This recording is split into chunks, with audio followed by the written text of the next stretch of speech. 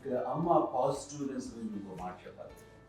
అంటే తన బిడ్డలకే కాదు, ఈ రోజున మా రెండో పాప శ్రీజ కూడా తనకి లైఫ్ చిన్న చిన్న డిస్టర్బెన్స్ వచ్చింది. ఆ టైంలో కూడా తను ఏముందంటే అప్పుడు నాన్నమ్మ దగ్గరికి వెళ్ళాను, తను ఇచ్చిన భరోసా, తను ఇచ్చిన మాట వెళ్ళలేని ధైర్యం వచ్చింది నాతో.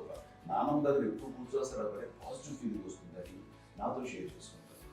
తను మాతో చెప్తుంటే అనిపిస్తుంది కరెక్ట్ అమ్మ, ఏం పర్లేదమ్మా, లైఫ్ అంటే ఒకరితోనే అయిపోదు, ఆ ఒక్కడి వల్ల వాళ్ళ ఇన్ఫ్లుయెన్స్ తోటో వాళ్ళు మన మీద నియంత్రించడం కానీ మన బాధల్ని వాళ్ళు చేయడం అవుతాం. జస్ట్ నువ్వు నీ గురించి నీ మనసులో ఏదనిపిస్తే నీ గుడ్ ఫీల్ ఏదిస్తుందో ఆ ఫీల్ ప్రకారం వెళ్ళిపోదు. అంటే ఆ జనరేషన్ పీపుల్ ఎక్స్పెక్ట్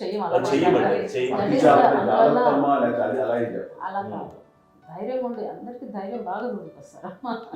ఫాదర్ కూడా, మా నాన్నగారు కూడా అసలు ఎప్పుడు అనేవాళ్ళు, ఎప్పుడు మీరు పెట్టే చెయ్యి మీరు ఎప్పుడు పైన తప్ప తీసుకుని ఎలా ఉండకండి, చేతులు పెట్టుకొని అనే అట్లాంటివి చెప్తుండేవాళ్ళు. అందుకని మాకు ఇండివిజువాలిటీ మాకు బాగా ఎప్పుడు కూడా ఒకళ్ళని అడగడం అని, ఈవెన్ బ్రదర్స్ని అడగాలన్నా కూడా మాకు